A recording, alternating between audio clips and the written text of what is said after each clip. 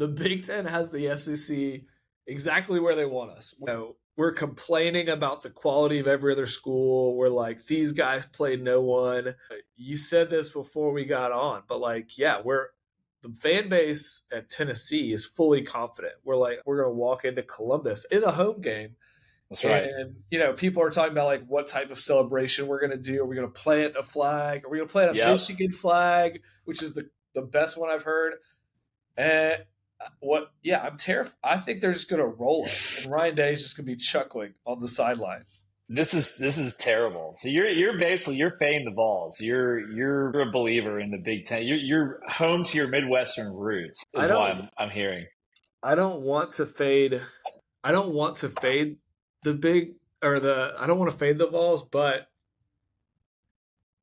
I want to go like counter to the more confident we are, the less likely I feel like we are to win. If that makes sense. And the Big Ten has just been laying in wait this whole time. You said Indiana's chuckling. Like Oregon is like just licking their chops. Oregon's good, I think Penn State's toast. Penn State sucks, dude. They are fucked. Now I feel very. I'm wearing my Tennessee gear. I'm super confident, but to your point, that's the best reason to fade the Vols is, when the fan base gets super confident, that's when things tend to go awry. It's a nightmare. Like first of all, I feel like I'm just looking at the bracket right now. Like the fact that the pathways are insane. Like Penn State, for example, once again, Big Ten, licking his chops, way clearly better, dark money than we have, but they have SMU and Boise State to get to the to be in the like the semifinal, basically. I think they're just karmically fucked though. That school will never win anything. Like after I could see them losing to SMU or Boise State. Ooh. The ghost of Jerry Sandusky just haunting them for the rest of their lives. You know what I'm saying? I hear you. Texas clearly has they've got good dark money. They've got Clemson, dark money, ASU, and then they have to play the winner of Tennessee versus the cream of the crop of the Big Ten, which is probably going to be Ryan Day. Probably going to be Ryan Day in the Goodyear Cotton Bowl Classic, which is in Texas, if I'm not mistaken. I will not be attending that if that is the case, but I will be attending the Rose Bowl if Tennessee beats Ohio State and carries the goalpost into the Ohio River, which I think we're going to do. Do you believe in, are you buying tickets for the Rose Bowl before we make the Rose Bowl? Because I think that's I think that's a jinx. I was looking yesterday at hotels in my old stomping grounds at Venice Beach in LA. How close is that to the Rose Bowl? It's not super close. Not super close. Not super close, but I mean, it's also like a homecoming, if you will. So I wouldn't have minded the traffic. It's about 45 minutes. No one has ever said you returning to stay one night at Venice Beach is a homecoming. That's not real. From my 1 year in LA. Listen, once you're a Venice Beach guy, you're a Venice Beach guy for life. You know what I'm saying? I was there for 1 year, but I think that qualifies me for what's permanent the main LA street status. Right there? Van Nuys? Van Nuys, no. What's the main street that runs through Venice Beach? Venice Boulevard. Oh, I thought it was. You know what? I'm going to take your word for it, but I don't believe you. That's fine. I'm going to find out. Is it Lincoln? Lincoln's one. It goes straight down.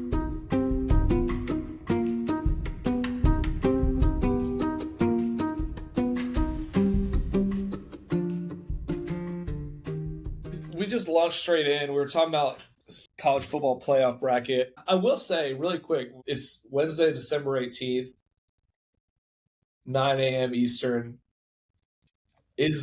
Are we ready to say that the college football playoff situation is a success? Has this been a success?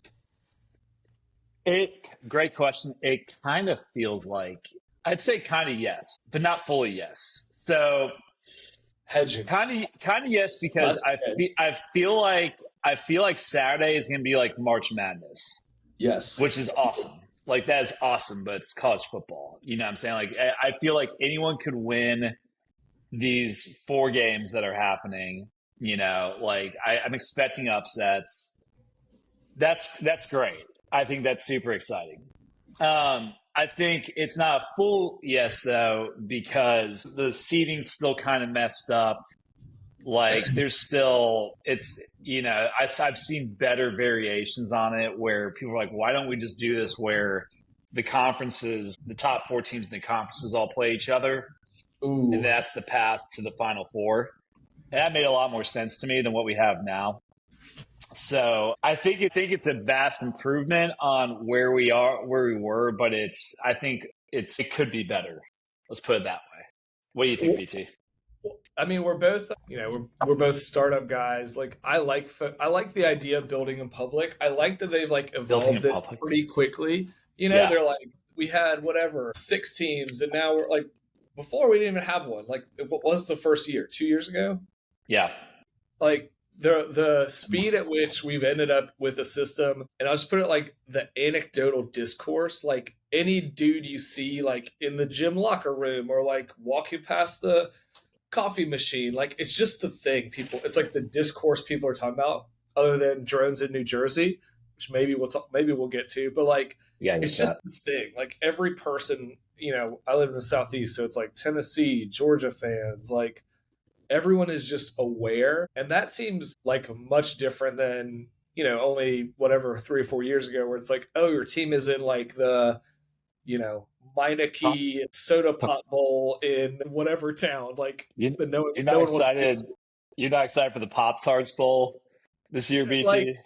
we were somehow in the mid aughts, we reached the pinnacle of like, we're just gonna name a game in like Montgomery, Alabama, after whatever brand was willing to pay $7,000 for the rights for it, and it's on like a Tuesday afternoon at 1 p.m. during the holiday break. It's like, what are we doing? Why are these kids flying to? Why are these kids flying to Albany, Georgia, for a football game that's like has less attendance than a high school game? Yeah.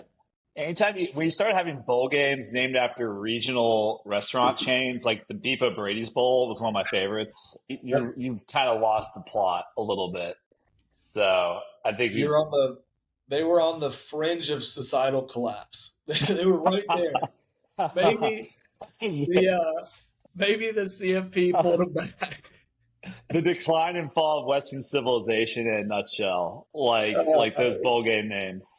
I We agree. got the Beef O'Brady Bowl in like, I don't even know, but that had to be in like Allentown, Pennsylvania, or something like Yeah, that. like Louisville, Kentucky. It's like this is not what we were put on Earth to do. The stadium seats 48,000, and the attendance is like 1,300. It's like all Plains families exclusively.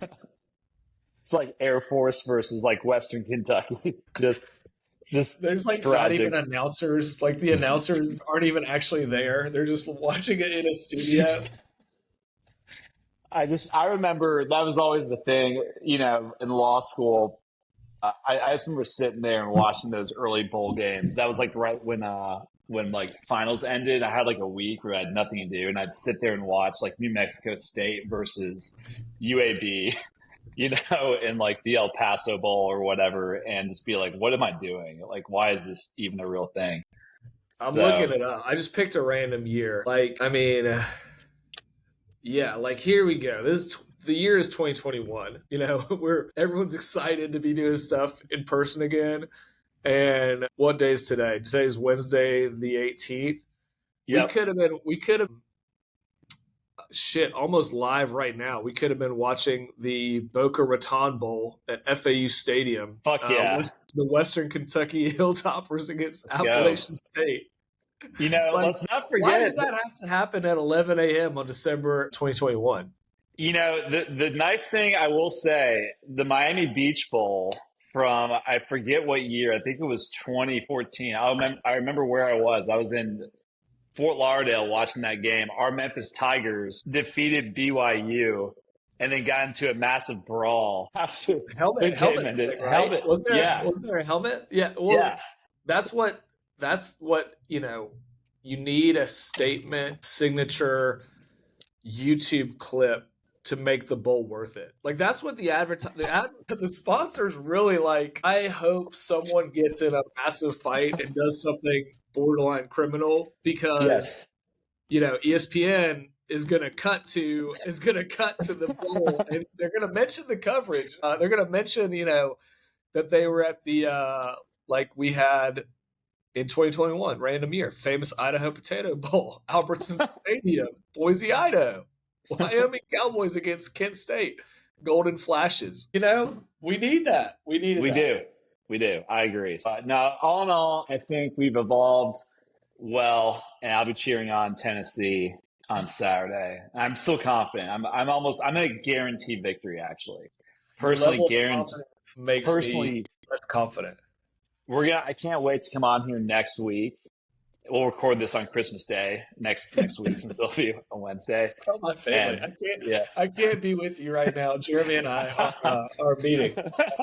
Exactly. Yeah. Tell Tank and Co. Sorry, guys. You have to we're opening presents tomorrow. I have the podcast recorded. Yeah. See what Santa Claus brought you. I appreciate the confidence. I appreciate laying a bold claim out there. I want another bold claim from you in the world of predictions, theories, hypotheses. What do you think is happening on the U.S. Eastern Seaboard / globally right now? Yeah, with people's drone sightings, drone complaints, all of it. This is great. This crystal ball. Well, we're gonna take a right down conspiracy corner, if you will. I can't no, you can't. You can't. So we're gonna take a hard right and just head down that alleyway and see what's lurking in the shadows. So I've done some research. I've talked to some sources. You got sources. I have sources who are ex-military, and the scariest thing I've heard, and this is kind of what I'm obviously it's the most extremes. That's what I'm believing, but the idea is that they're worried about a nuclear bomb or nuclear radiation being smuggled into New York City for a terrorist attack on either Christmas or New Year's. So the drones are like hyper advanced technology that's being used to detect potentially where that could be. And you took me in a conspiracy corner and you immediately went super serious, and I had to pull back. I had to pull back from expecting to make fun of this into like, oh shit, Jeremy actually has talked to some sources. I've talked to people who I've had multiple people who have ties to the military tell me this, which is alarming and is honestly something I believe because I do think they're trying to start World War III ahead of Trump getting into office. Deep State's going to play offense. They're not going to play defense. You're using the they again. They are trying to start. Yeah. Which I assume when you say they, you mean us. BT, if you think the deep state is going just to let Trump waltz into office and spend the first 100 days doing whatever he wants, dismantling, the CIA or whatever, you've got another thing coming. They're going to do some fucked up shit, and we're going to be battling. Trump's going to be on defense, trying to be like, shit, I have to fix all this stuff. We have a war. We have a hot war now with Iran or Russia or whoever they blame this on. So to be clear, okay, I'm pulling you back. You started going down. I thought you were in a serious corner, then you went into the they corner. But yeah, because right. Okay, so your theory right now, or maybe there's more theories, but I do think it's interesting the way. It's one of these shrouds of mystery, and once again, you catch the discourse from people, whatever, hanging out, kids' sports games, gym, and the spectrum of people who are it's aliens. This is the top. Not aliens. We're they're telling us something, which is a thing. Get on the internet. The internet is amok with people who are they're here and they're pulling us back from the brink of nuclear war or whatever. Yeah, that's a real corner that's out there on Reddit right now. And then there's the other spectrum side, which is they're all hobbyists and there's nothing to see here, and people are making a big to do about nothing. And you're somewhere in the scary in the middle of that. I'm in the scary middle. Yeah, it's nothing fun like aliens. It's nothing I don't know, mundane, like hobbyists. I think it's our military. I think it's a show. It's also a show of strength, if you will, that we have these. But like, I mean, Grant, I mean, you've seen the drones China has. They can like literally they can make it look like a whole city Yeah, exists but with that's their drones. like they do that at high school football games here. Like I was literally at a high It's school fair. football game 2 or 3 weeks ago where they did like a Drone letter display. and then it's transformed into something else, and like that's just setting. That's like when you had like the light arrangement on your house and in Christmas Vacation, and it's like lighting up. It's like Christmas Vacation. Yeah. China's like, No, what do we do with these drones? And we're like, that's what we do in Texas football games right now, dude. I agree. No, but I am concerned, and I do think it's alarming. Let's put it that way. And I would not want to be in a major city right now. I'm glad I'm in Fort Worth, Texas, because I'm nervous about some fuckery happening in the next, whatever, 100 days. I mean, Trump takes office in 35 days. I'm proud of you I'm proud of Fort Worth catching a stray right there by not a major city. It's a tier 2 city, bro. We've talked about this. So it's tier 2 in the metroplex it's in. It is, but it's far enough away from the tier 1 that I don't think we're under imminent threat here. I think it's interesting. Like I've heard, I like where you went. I like the corner you kind of ended up in. You tried to get away from for a second, but I like I've read a little bit about like this is either a real suspected threat of like nuclear device or material, and where we're doing this search for it basically throughout the eastern seaboard. I've been generally like on the like it's clearly us, like it's clearly our stuff, whether the military owns those specific planes or specific drones or specific like if it's theirs or if it's like contractors, military industrial complex, like it's actually their stuff. It's actually their stuff we're using right now, which I think is a nice little trick of like the clear deniability when whatever White House press secretary or some congressman or even Trump was asked about this like a couple days ago, and I thought had like an interesting Trump answer. It's kind of like took me back to like how Trump does this thing which I can at times absolutely despise, and at other times it is a little bit refreshing, where like nothing is he's not going to like take the question from the press or the question at a conference and like run it through the like what do I need to keep secret. Nope. He just immediately answers with like the first thing that's why I love him. It's there's no like fog of like how do I need to phrase this. It's just immediately like, yeah, we know what they are. We can tell you exactly where they took off from, exactly where they go to land. I don't know why we're not giving more information. That's all I have to say. It's like, okay, well, that was actually kind of a refreshing little tidbit. Yeah, it's definitely us. I mean, it's definitely our military. And like the reason some people, I mean, the military is the largest corporation in the world, right? Like the department, it's massive. Do you think they all know everything that's happening? You think one guy in the military knows everything that's happening? Of course not. So that's the deal. I will say, I hope I'm wrong. I hope that's nothing, or I hope if it is something that we take care of it. But the serious thing I've heard is a radiation leak, which is not a bomb. It's like a leak of radiation that's going to make people sick. And it's another COVID move. It's basically another excuse to lock down, people and restrict freedoms, etc. So yeah, I'm on. You took me back. You took me back into the corner I was trying to keep us out of. You did. Yeah, you did. I'll let you, we can walk out if you want. We have other topics too, but it is interesting like how it has bubbled up.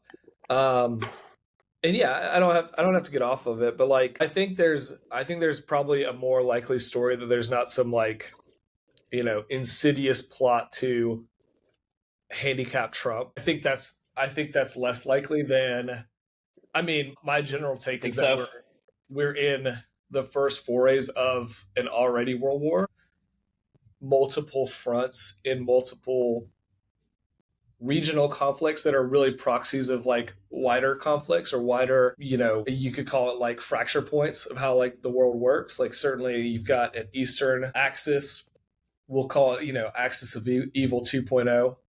You and some of your compatriots Look may at this look maybe at this pro that neocon axis. stand. My Well, you, goodness. it is clear that you've got a alignment of, you know, certainly Russia, which is in a hot war in the Ukraine, as well as Sure. a proxy, but like pretty direct proxy with like their actual troops and the actual equipment in Syria. And then you've got, um, Russia's certainly providing arms to combats in the Israeli conference or the conflict. Sure. Like, so there's more. There's like a multi-regional thing happening. You've got North Korean troops in Europe, like actually fighting. Like politics out of it, I would say like 30 years from now in the social studies book, people will be like, oh, this is how this thing started. It's like that's the Franz Ferdinand moment of like these things were happening, and whether we walk it back to stability or some type of stability and some type of cooling down, or it gets ratcheted up by whatever. It is interesting. You talk about like the flex or the show of force type of thing. It is questionable. Like, what is the thing? Is the thing like we have some crazy advanced drone technology that no one even knows? Like, we don't even let our senators know about, and we're going to go do it Yeah. over a couple places to show you like we could put these things anywhere. Yeah, I do think it's a show of strength. And I think the technology we have, there's an interesting theory, which is that the private technology that comes out, even you think about Google or Facebook or whatever, all these things are just commercialized versions of tech that the Department of Defense has had for decades. Like the Department of Defense, like they created the internet. People True. forget.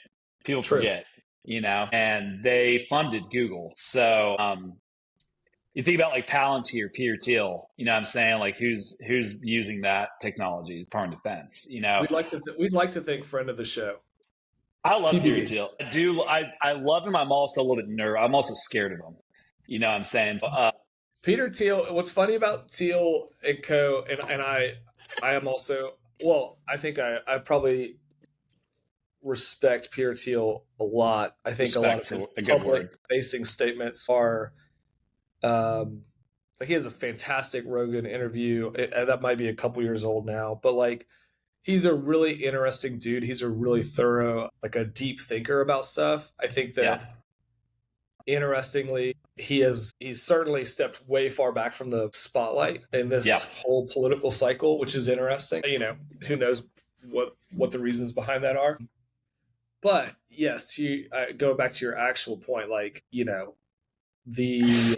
don't know. I don't know that. I think in terms of the military contracting companies, there are certainly deeply secretive projects and resources and assets that I don't know that Meta, the company, is commercializing DoD stuff right now. Maybe I may be totally wrong about that, but I do think you're right that they have things that are certainly probably decades in advance of what is commonly known. I mean, the best example I can think of off the top of my head without having like pre-researched this is like the SR-71 Blackbird. Like we were flying that plane, I think in the order of like 60,000, 70,000 feet above Russia in the 80s, I believe. Yeah. And like we didn't even announce that it was something we had until like we basically sunsetted it in the late 90s, early 2000s, I think.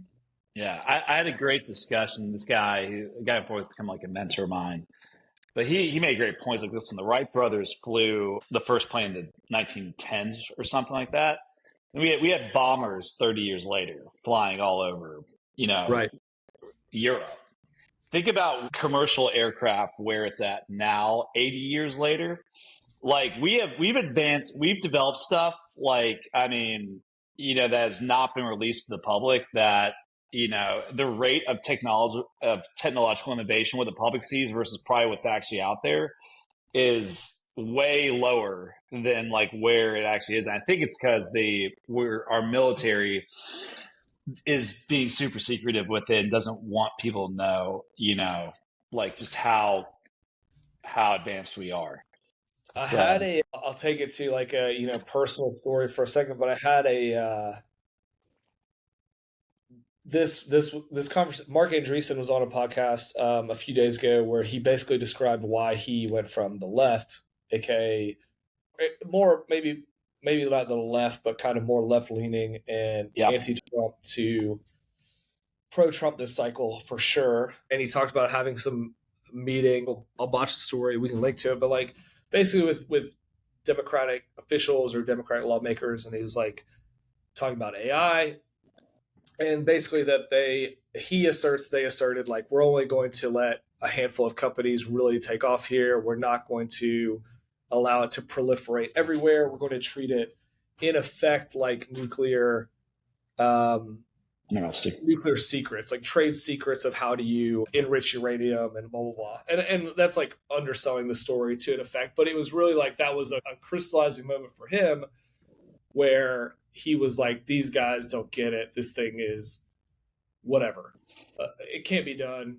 And I think that's interesting because I do think it's probably a really useful thought experiment of like there is probably a layer where development of AI goes into, I'm going to create advanced killing machines and I'm going to allow anyone to have it because I'm going to open source it, which is probably a line which shouldn't be crossed. But I do think it was an interesting parallel.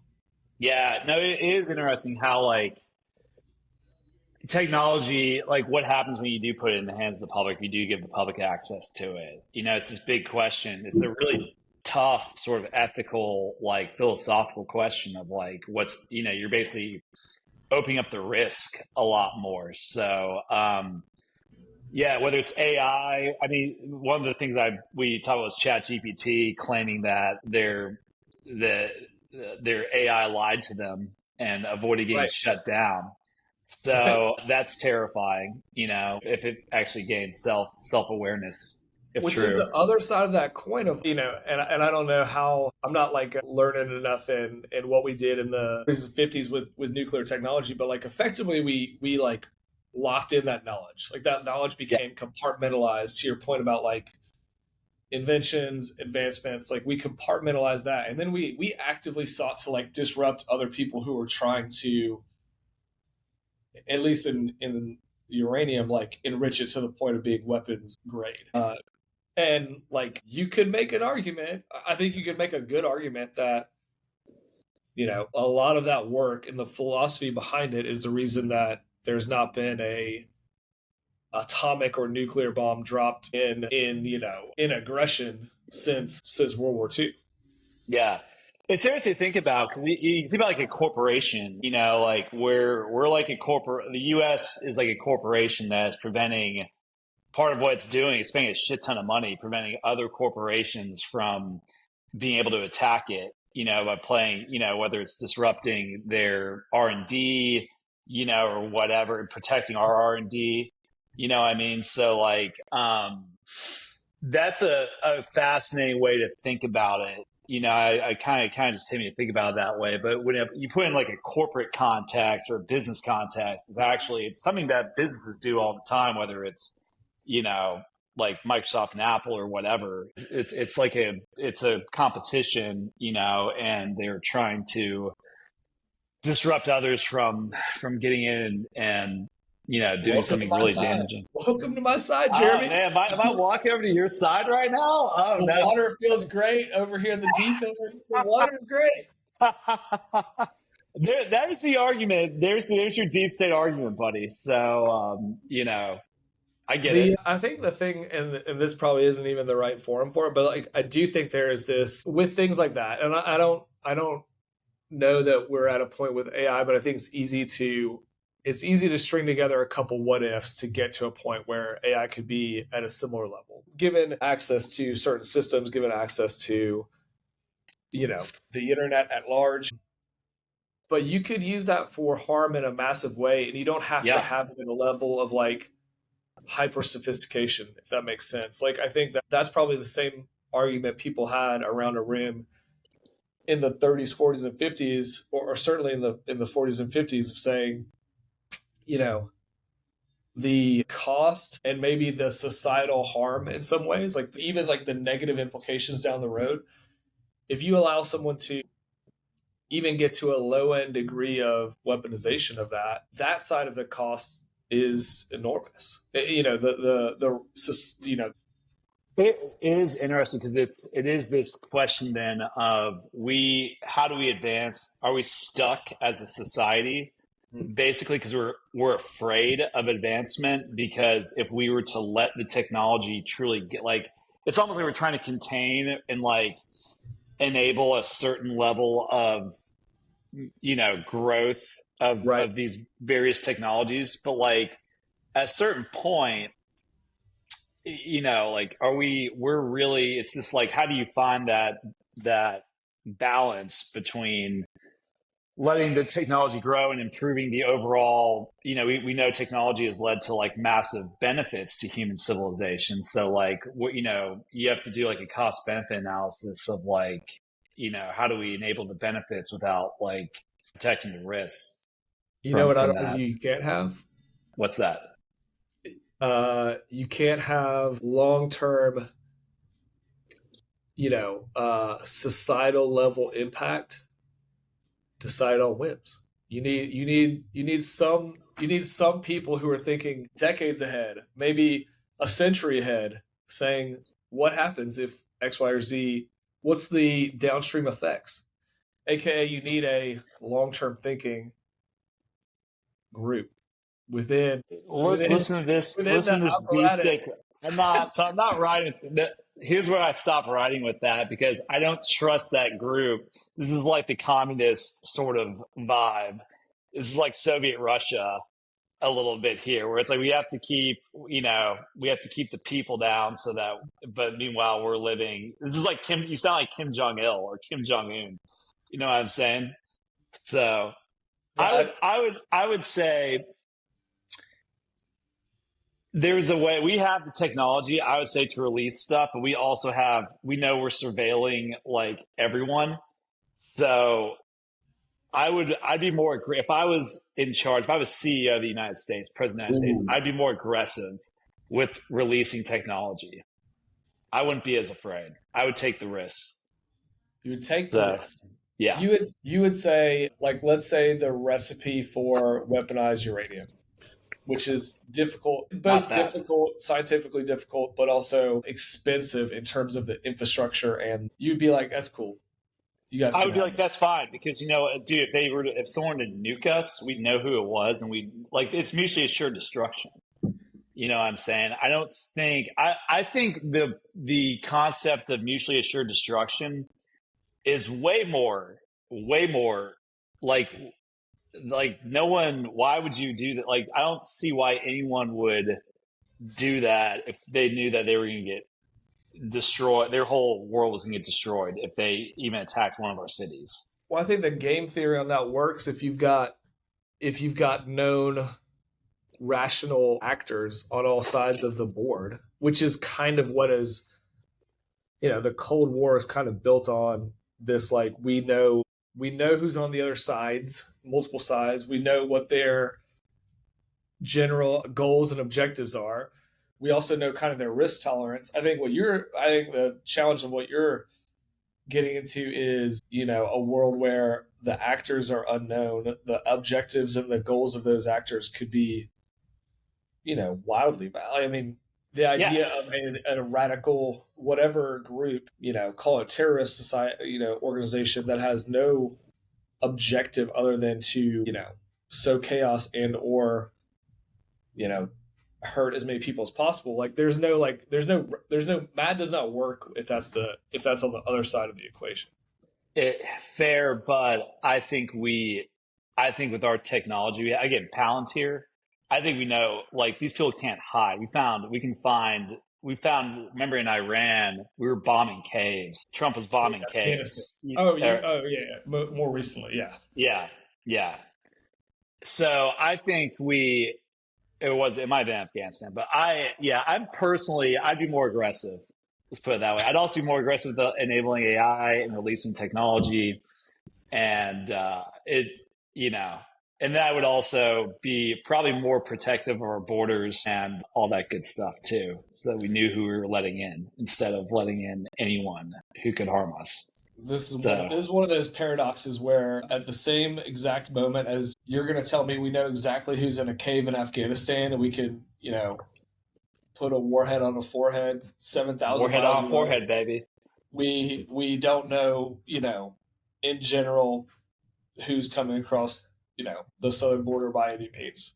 You don't think we have drones down there? Yeah, that's fair. We probably do now, but I don't know why we're letting them in. Yeah, fair point. Okay, fair point. What's the most because we're gonna run up on time. This is taking a whole different political, societal. I love it. Turn. Yeah, it's very interesting. I guess you kind of brought me over to your deep state side a little bit. So kudos to you. I'm not gonna push it harder right now. You did a good job of inadvertently leading me there, like a chess player, just kind of putting the king in check. That was nice.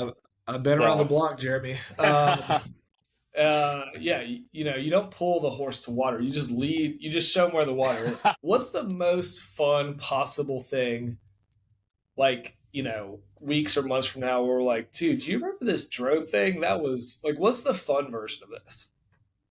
I haven't. In terms of what it actually was. Yeah. In terms of what's the actual story? You kind of gave us a scary negative one. Aliens would be a little bit more fun. But aliens would be fun. Scary. Yeah, aliens. Let me actually ask you: do you think aliens exist? I watched Interstellar on Thursday last week in theaters. Arguably the best movie of all time. Excellent. Dude, blew my mind. I love it. You hadn't seen it before? I had never seen it. So it's our CEO's favorite movie. So he took us. It was in theaters. So we went to the 10th anniversary of that movie, right? Is that 10th anniversary? We went to the IMAX in downtown Dallas and watched it at 11 o'clock. Me, Jake, our head of customer success, and Luke. And I loved it. I thought it was so good. It's one of the all-time best. I guess to answer your question succinctly, I think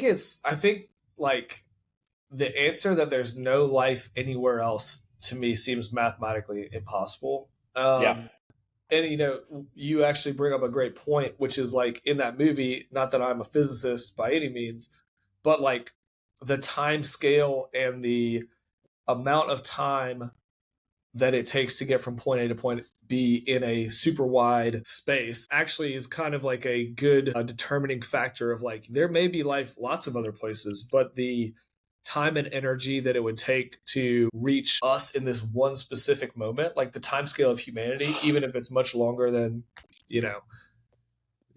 the history we have is basically 10,000 years. You could argue that it goes hundreds of thousands, possibly millions of years.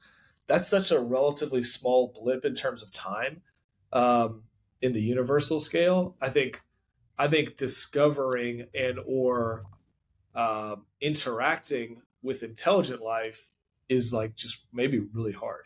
Even though that could be I'd probably be on the camp of if someone was much smarter than me and gave me all the mathematical, number of planets, number of stars that could, whatever, habitable areas, it seems like it's probably out there, but it may be at a time scale or a, vastness of distance away that we can't interact easily.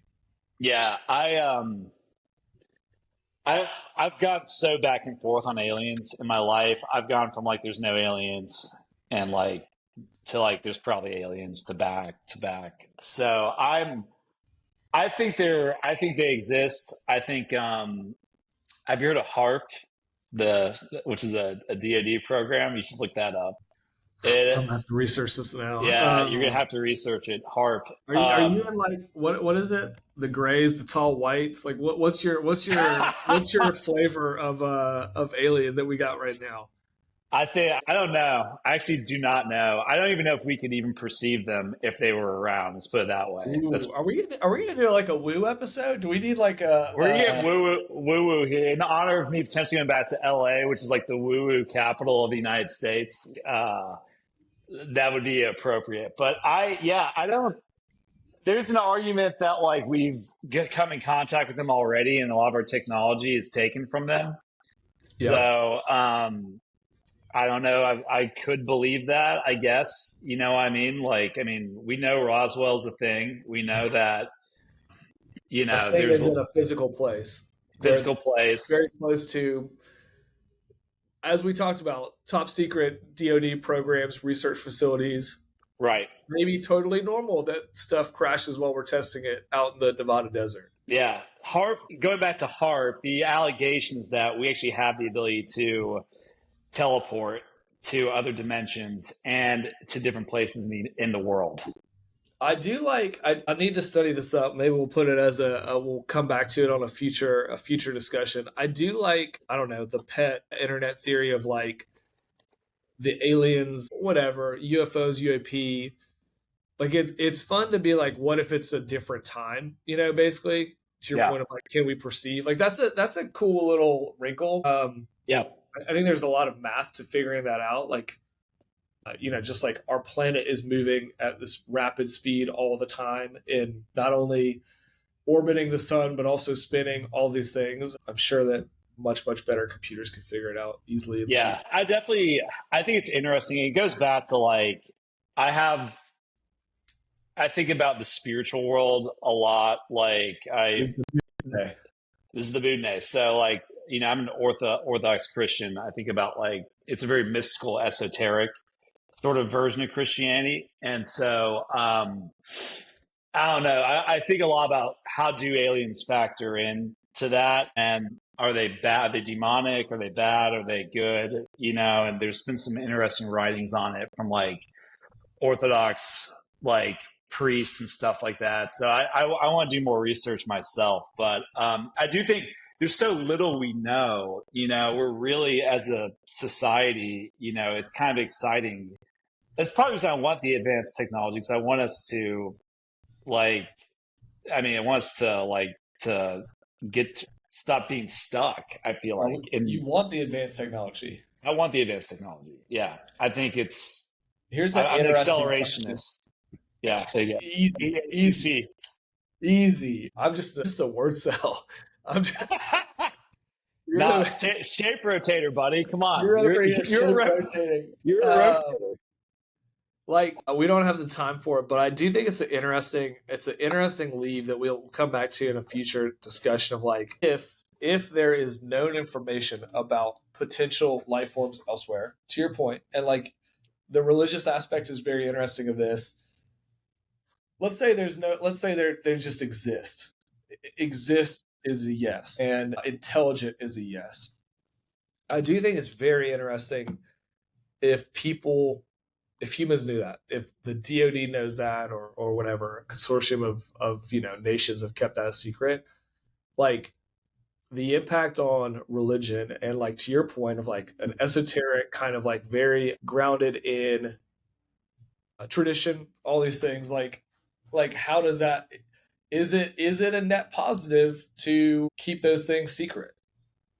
I don't think it has anything to do with religion because, like, to me, I don't see why God, the concept of God and of like Christ, I Well, don't I think see in it. a traditional religious sense of like, you know, you could take the stories of the Bible and Adam and Eve and these things, which I think are, we could talk about like how true to fact those are versus maybe like allegories or like stories of like how to live. But I do think it would change people's perception. Is my like Some people it would. I think some people would. Me personally, it wouldn't. I don't. I could see them as easily coexisting in the paradigm I view the world. So, but I do think it would. I actually am alarmed at what people. I think it's an interesting idea of like how would people react to like that, for knowledge that sure. they exist, and I can see some people. I mean, we've all seen Independence Day, like Yeah. yeah, Uh, we'll take me up. we'll have to save it. I think that's a yeah. I think the level of advancement, the level of interaction, I think the level to which people have, we could say like, institutions have known or hidden it for like those things, I do think would have a pretty profound effect on how people operate. But at the same time, as we've kind of sucked up the whole thing with the drones, like, you know, right this minute, there's drones, you know, being seen or, you know, filmed on iPhones over the East Coast, and people are like, yeah, whatever, like fuck it, like you're buying tickets to Pasadena. You don't care. You're living. I don't life. care. I'm good, dude. I'm living my life. If I'm gonna die, you know, it's my time's coming. You're gonna die with aliens invading, watching the Vols in the Rose Bowl. Is the masculine urge to have a final stand, BT. The masculine urge to have a final stand. That's me. So fantastic. You sent me a phenomenal meme about that like a week or two ago with the gangsters. Yeah. So that's how I want to go out, a final stand. I live in Fort Worth. I'm like, you know, I'm wearing a Tennessee Volunteers shirt. We were at the Alamo, so that's in our blood. So we're built for this. You could say we're built for this. But we work in startups. It's a final stand all the time. You know what I'm saying? So that's the way I live. That's so good. I love this. This is fun. We'll sign off. You're Jeremy Boonday, Brian Troutshold. This was awesome. Thanks, man. Yeah. Thanks, man. See ya.